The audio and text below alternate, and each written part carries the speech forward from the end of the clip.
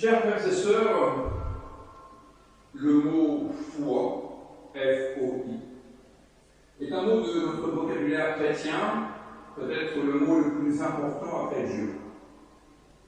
Mais ayons bien conscience qu'avant d'entrer dans les dictionnaires de théologie, la foi était un mot de la vie courante. Que ce soit en hébreu avec le mot émouna, que ce soit en grec avec le mot pistis, la foi exprime la confiance, la solidité et par extension la véracité de quelque chose. Dans le domaine religieux, la foi exprime principalement la confiance entre l'homme et Dieu. Mais elle peut aussi exprimer la confiance entre une personne et une autre personne, comme c'est le cas de Tite, par exemple, envers la communauté de Corinthe. C'est la foi que j'aimerais examiner avec vous à partir de ce passage biblique qui n'est pas le passage que nous fréquentons le plus.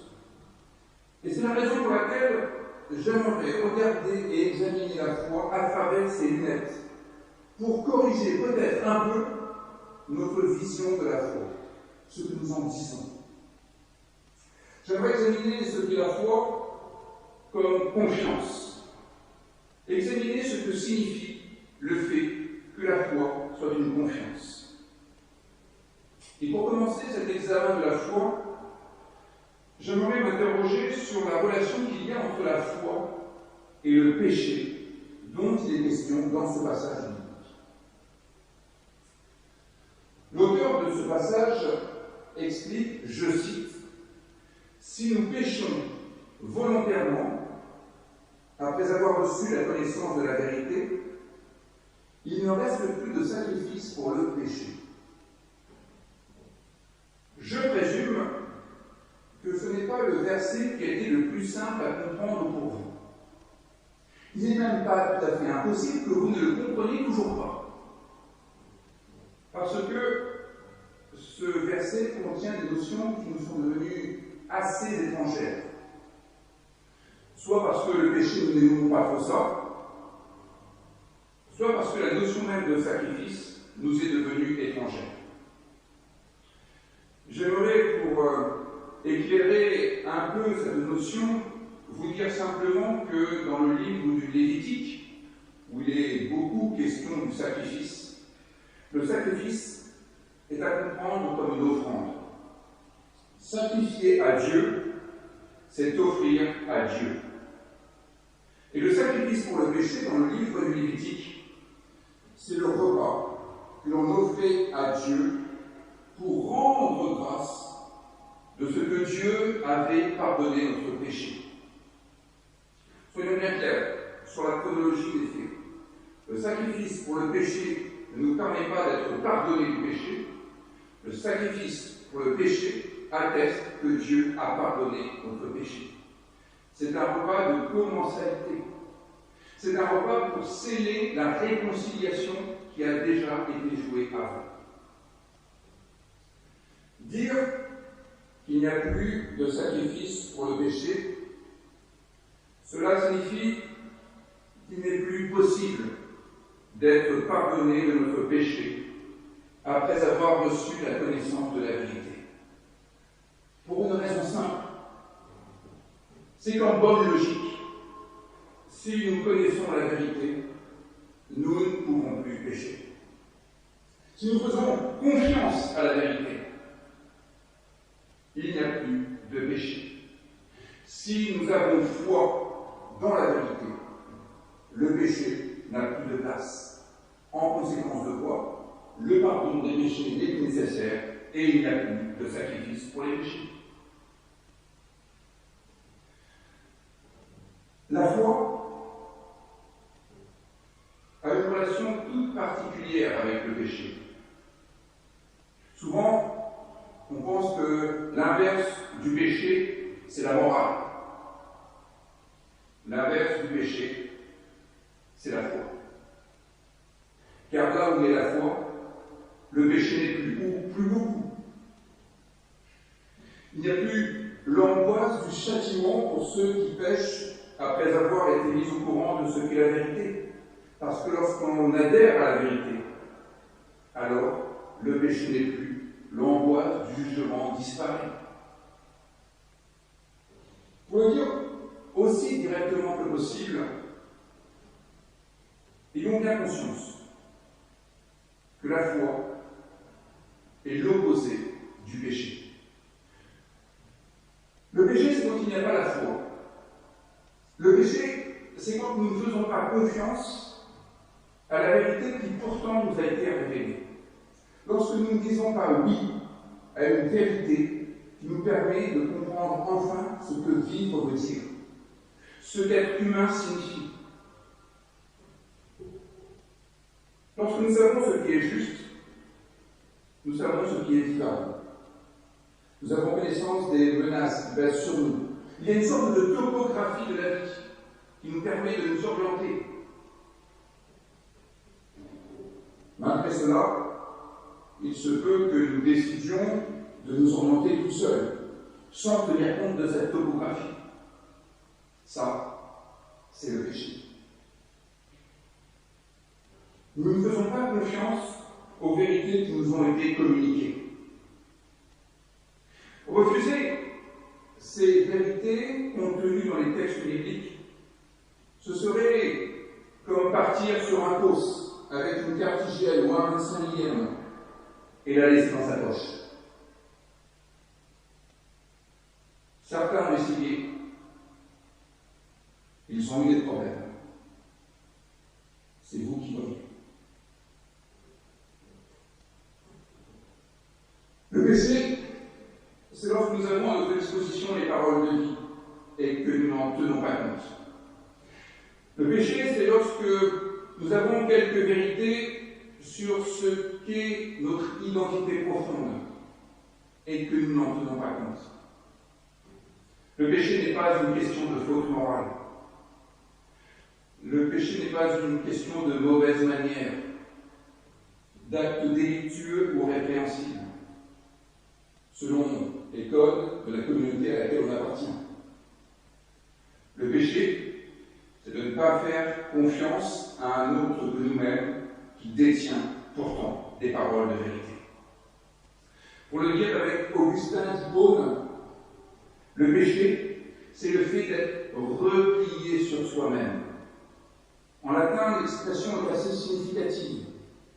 Incurvatus in se. Incurvé en soi, replié sur soi-même, dans une attitude un peu nombriliste. Le péché, nous le savons depuis le livre de la Genèse, au chapitre 4, c'est ce qui est acquis à la porte de Caïn, qui se replie sur soi, après qu'il n'a pas connu le même succès que son frère Abel. Le texte hébreu dit que le visage de Caïn est tombé, comme tombé sur lui, comme replié sur lui. Il est abattu. Et Caïn n'a plus que lui-même comme horizon. Il n'a plus que sa propre vérité comme critère pour penser la vie, pour penser son rapport aux autres, pour penser son avenir. Et ça, c'est péché. Et la conséquence, c'est qu'il va tuer son frère Abel. Parce que sa vie est devenue comme atrophiée par le fait qu'il n'a plus que lui comme critère pour savoir le juste et l'injuste, le vivable et l'invivable, l'humain et le barbare. Le crime est la conséquence du péché. Le crime n'est pas le péché en lui-même. Le crime est la conséquence du péché, et c'est parce que le regard de Caïn est retourné sur lui-même de manière narcissique que Caïn ne fait plus confiance à la moindre parole qui pourrait le sortir de sa vie. C'est parce que Caïn ne fait plus aucune confiance à l'expertise des connaisseurs de la vie qu'il devient l'esclave de son propre point de vue. un point de vue fort limité, fort inexact. C'est la raison pour laquelle le livre de l'Apocalypse finit en disant que le Christ est l'alpha et l'oméga. Nous ne détenons jamais l'alpha et l'oméga de la vie. Cela nous échappe. Et c'est la raison pour laquelle la foi est nécessaire. La confiance dans la parole proclamée par autrui est nécessaire pour accéder à une vérité plus grande que celle que nous possédions jusque-là. Nous avons besoin de l'autre pour savoir ce qu'est la vie en plénitude. Nous ne pouvons pas nous contenter de notre propre expérience. Nous ne pouvons pas nous contenter de notre propre point de vue. Et cela a des conséquences très larges. Bien sûr, cela est vrai sur bien des sujets de notre vie quotidienne, mais pensons même à la question de la foi chrétienne. Nous ne pouvons véritablement savoir ce que Dieu désigne qu'à la condition de sortir de notre entre-soi. Car la vérité, c'est qu'ici, avec toutes les différences que nous avons, nous pensons grosso modo la même chose. Notre foi est assez commune, pour ne pas dire uniforme. Bien sûr qu'il y a des aspérités, bien sûr qu'il y a des variations, et c'est heureux. Mais nous avons aussi besoin de nous frotter à d'autres que nous-mêmes, pour découvrir véritablement ce que Dieu signifie. Le rédacteur de l'Épître aux Hébreux, au début de sa lettre, écrit que c'est par peur de la mort que nous sommes retenus dans une situation d'esclave. Quand nous avons peur, nous nous replions sur nous-mêmes, nous faisons du protectionnisme. On remet tout de suite des barrières douanières. Et on en meurt. La peur, qui provoque chez nous un repli sur soi, nous place immédiatement en prison et nous tue, ipso facto. Quand nous nous replions sur nous-mêmes, in curvatus in se, alors nous n'avons plus que nous en ligne de mire. Et c'est quand même pas très glorieux. C'est pas toujours complètement négatif. Mais reconnaissez qu'une communauté comme celle-ci, par exemple, vaut mieux qu'un seul d'entre nous. Cela va de soi. Eh bien, c'est vrai dans tous les domaines de notre existence. Ce n'est pas simplement ensemble on va plus loin, c'est qu'ensemble nous sommes plus humains. Se frotter l'un à l'autre renforce notre humanité. La foi est une confiance dans la parole qui nous est donnée. Cela signifie que la foi est ce qui nous relie à une autre personne, à autre chose que nous-mêmes. Le contraire de la foi, disais-je, c'est le péché. L'absence de relation à l'autre, dont Dieu est la figure ultime. Pensons aux disciples de Jésus. Tant que les disciples de Jésus furent ce que Jésus appelait des oligopistoi. Oligo petit, pistos la foi. Des hommes de petite foi, de peu de foi. Tant que ces disciples étaient des gens de peu de foi, ils avaient peur. Et lorsque Jésus meurt, ils n'ont tellement pas foi dans les paroles qu'il a prononcées que la peur les submerge absolument et ils s'enferment, au sens physique du terme, dans une pièce, bien calfeutrée, pour essayer de calmer leur angoisse. Les évangélistes indiquent bien qu'ils s'enfermèrent par peur de la mort, comme c'est le cas dans le début de l'Épître aux Hébreux. L'attente terrifiante du jugement et l'ardeur du feu prêt à dévorer les rebelles. Voilà ce que provoque l'absence de foi. Cela fut leur condition jusqu'à ce qu'ils fassent confiance à une parole de paix proclamée par le ressuscité, qui dut traverser les murs de séparation, toutes ces frontières que l'on voulait étanches, pour leur apporter une parole de paix, qui non seulement calme leur peur, mais soit suffisamment crédible pour qu'ils puissent faire foi confiance, et à partir de ce moment-là, être libéré de cette angoisse mortelle. C'est par la foi dans la parole du Christ ressuscité, que les disciples furent sauvés de l'enfer dans lequel ils s'étaient enfermés, par refus d'une vérité qui pourtant les aurait libérés et ressuscités bien avant.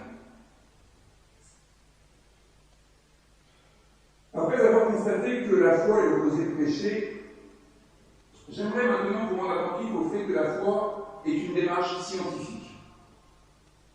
Et au fond, j'aimerais peut-être m'adresser tout spécialement aux étudiants en théologie, au cas où ils ne soient pas tout à fait convaincus qu'il est indispensable de passer par une faculté, par le processus académique, pour caresser l'espoir de devenir un jour stagiaire en master pro.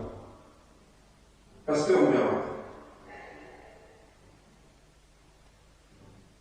Trop souvent, on pense la foi en termes de j'ai la foi ou je n'ai pas la foi. Ça, il faut oublier tout de suite. Parce que du coup, ça signifierait que la foi est un quelque chose. Un quelque chose que l'on pourrait posséder ou non. Un quelque chose que l'on pourrait transmettre. Et cela nous laisserait penser qu'on peut transmettre la foi à ses enfants, à ses petits-enfants, à ses arrière-petits-enfants, à ses paroissiens. Comme si c'était aussi facile que ça. La foi n'est pas un quelque chose. La foi est une démarche scientifique. C'est la raison pour laquelle les études de théologie sont proprement indispensables. C'est pour commencer à sortir de l'illusion que la foi serait, allez, disons, un truc qui nous tombe du ciel et qui métamorphose notre vie en faisant de nous un croyant, élus, sauvés, préservés de tout mal, n'étant plus jamais menacés de trébucher sur quelque obstacle de la vie. Et quand on parle de la foi chrétienne, on a souvent tendance à penser que la foi est le catalogue des dogmes qu'il faudrait prendre au pied de la lettre pour recevoir l'étiquette chrétien. Une fois que vous avez coché toutes les cases, vous avez estampillé chrétien. La foi est confiance. Et comme la confiance que l'on peut avoir envers un proche, un conjoint, un ami,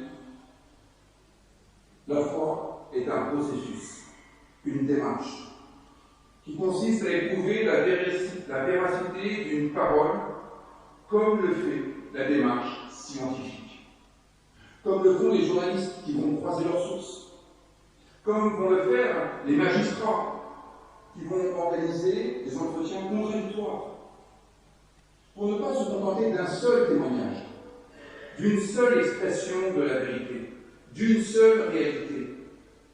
Nous avons besoin de croiser les réalités pour toucher ce que l'on peut appeler le réel, la vie, dans sa véritable essence.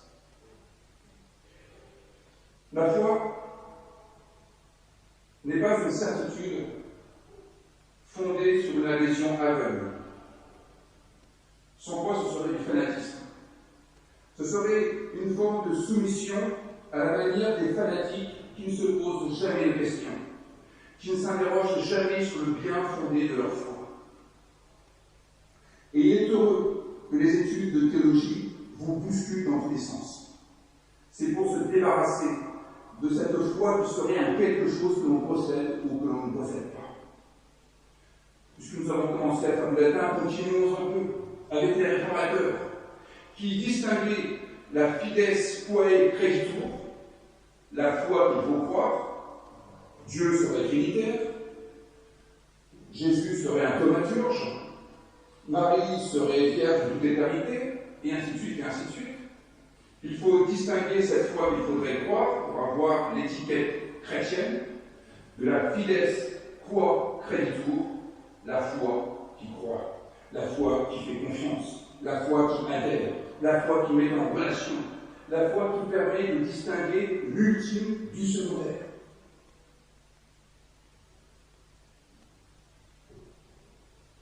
La foi qui fait confiance est une démarche scientifique, car la confiance a besoin d'être éprouvée. La foi a besoin d'être testée. Et même lorsque on a la foi,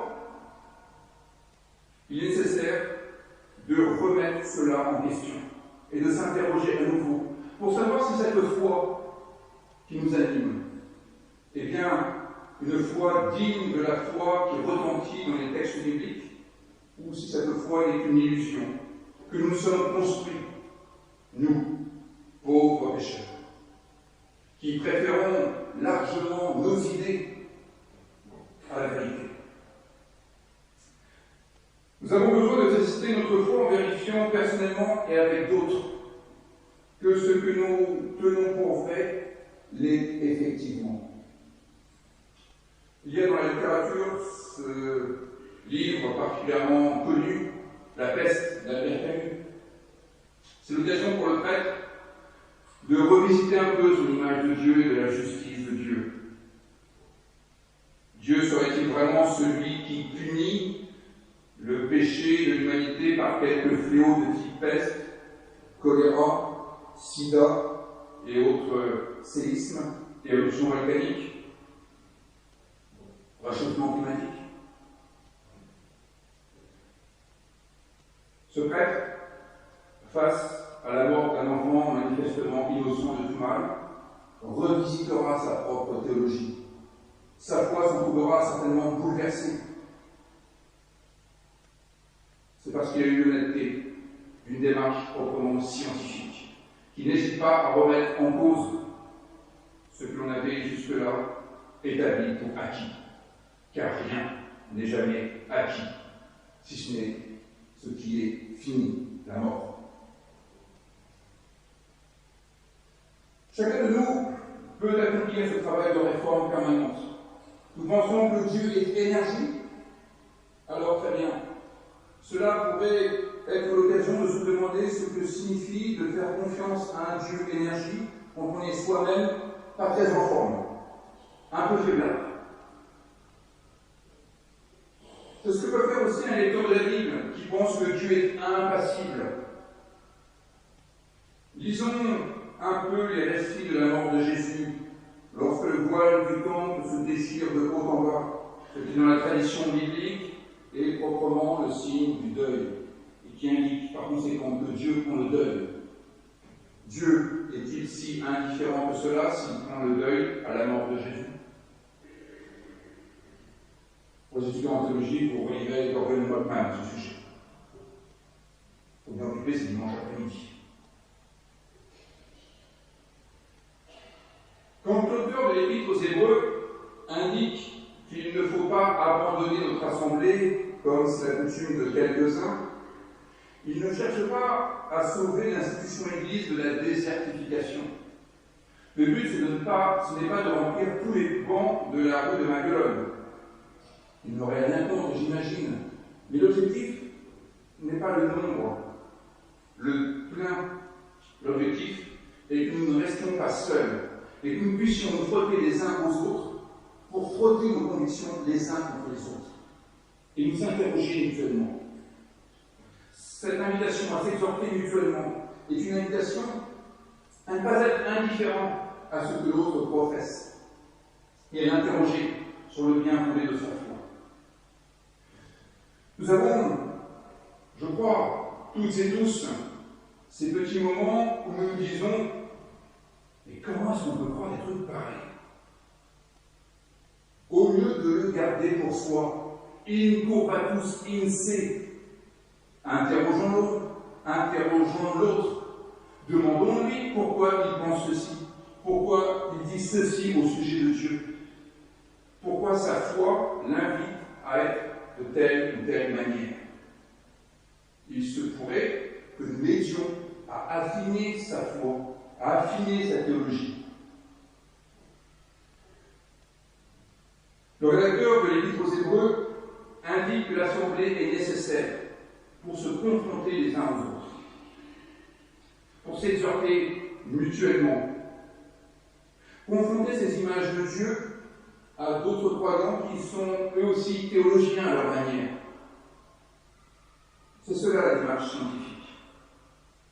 Et de jamais tenir pour acquis une vérité qu'on a obtenue à un moment donné. Il faut toujours remettre son ouvrage sur le métier. Ecclesia Reformata, Semper Reformanda. On aura fait plus de latin que de grec aujourd'hui. L'Église réformée est toujours à réformer. Toujours. Même après avoir fait valoir ses droits à la retraite. C'est cette démarche scientifique que nous devrions toutes et tous engager inlassablement. C'est à cette condition que nul ne se soumettra à des vérités qui n'en sont plus et que la Bible nomme des idoles. Ces idoles qu'il faut abattre, ces fausses représentations de Dieu qui n'ont rien à nous apprendre de la vie, de l'existence, du cours des choses, de la grande mécanique de notre univers. Ces vérités figées, inertes, qui sont déconnectées de la vie. Vous pouvez avoir une angélologie extrêmement développée et savoir du compte quel est le sexe des anges. L'histoire nous apprend que cela n'empêchera pas Constantinople de tomber. Il y a des vérités plus grandes que cela. La foi est une démarche scientifique qui vérifie que ces résultats sont toujours valides. C'est indispensable. Peut-être est-ce la vocation du protestantisme d'être ce grain de sel qui en permanence va aller frotter le vernis religieux pour vérifier que c'est bien une parole vivante, une parole de vérité qui se cache dans l'institution Église, qui se cache dans les solennités religieuses, dans nos liturgies, dans nos prédications, dans nos facultés de théologie. Où on peut aussi être dans une routine et au bout de 25 ans donner toujours le même cours sur l'Épître aux Hébreux. Quoi, comment ça? On ne travaille pas sur l'Épître aux Hébreux pour la faculté de théologie? Ce ne serait pas un peu péché, ça?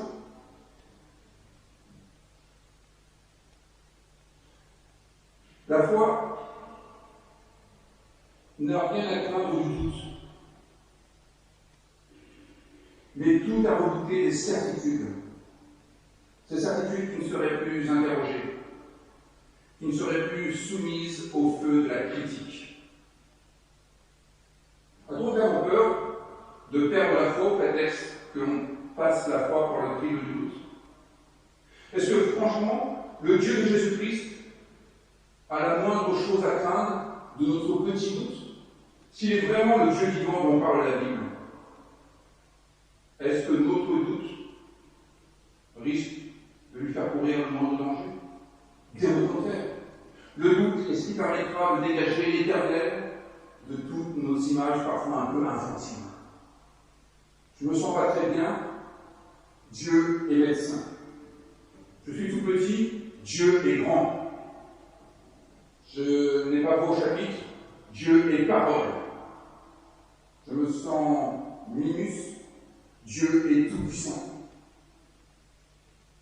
Peut-être que le doute est vraiment indispensable pour se débarrasser de ce Dieu qui ne serait que le positif du négatif que nous voyons sur nous, ou qui serait la justification à nos fantasmes, notamment en matière de justice. Il m'a fait une queue de poisson sur l'autoroute, mais Dieu le fera griller en enfer.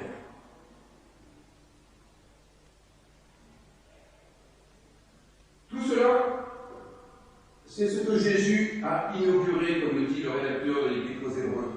Je cite, Jésus a inauguré une voie nouvelle et vivante à travers le voile, c'est-à-dire à travers sa personne. C'est de cette manière que notre foi peut être une confiance placée dans le Dieu de la vie. Et au contraire, s'exonérer d'une démarche scientifique, ce serait tuer Dieu, en faire une idole muette, muette de toute vérité bonne pour notre vie aujourd'hui. C'est ce que dénonce le prophète Ésaïe à tout bout de champ, dans les chapitres 40 à 55. Je terminerai cet examen de la foi, après avoir observé quelle est sa relation au péché, après avoir constaté quelle est une démarche scientifique. Je terminerai en reprenant la formule de Concorde des luthériens qui date du XVIe siècle, en constatant que la foi n'est jamais sans amour ni espérance. La foi n'est jamais seule. Elle n'est pas destinée à être le sujet de belles et longues discussions de salon ou de faculté, comme elle n'a pas vocation à être confinée dans le discours du prédicateur. Je n'ai plus beaucoup de mots d'ailleurs à vous offrir. Elle est prolongée par la confession de l'espérance qui, grâce à la foi, ne fléchit pas de ce texte. La foi est ce qui permet à l'espérance de ne pas fléchir. Et elle nous conduit à veiller les uns sur les autres, pour nous inciter à l'amour et aux bonnes œuvres, ajoute le rédacteur de l'Épître aux Hébreux. C'est ce que dira à sa manière le rédacteur de l'Épître de Jacques.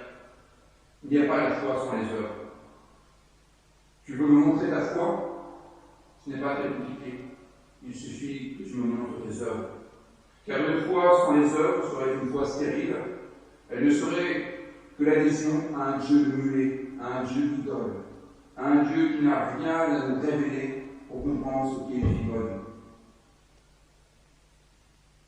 Ce serait adhérer à une culture mortelle, à une culture de mort, alors que nous professons le Dieu de la vie, le Dieu du vivant. Alors, au terme de ce petit parcours bien insuffisant pour comprendre ce qu'est la foi, il nous faudra encore quelques semestres de validation tout de même. En rappelant que la foi est l'opposé du péché, l'opposé du repli sur soi, nous avons reconnu que la foi est une ouverture à plus grand que soi. Et comme l'écrit le théologien Christophe Chalamet, la confiance qui espère devient une confiance dont l'horizon est cosmique. Il devient impossible de faire confiance à un Dieu qui serait de manière rétrécie, simplement pour moi. La foi nous ouvre au monde. La foi, par conséquent, nous rend solidaires des autres, par l'amour, et solidaires de l'avenir, par l'espérance. La foi n'est jamais seule. Elle est en bonne compagnie avec l'amour qui nous rend solidaires des autres, et l'espérance qui nous rend solidaires de l'avenir. La foi nous ouvre sur le monde. La foi, à quoi ça sert? La foi, ça sert à ébrécher notre égoïsme naturel. Ça sert à ébrécher nos certitudes qui nous tiennent lieu de confinement étouffant. La foi produit une espérance pour tous. Voilà ce que nous pouvons retenir.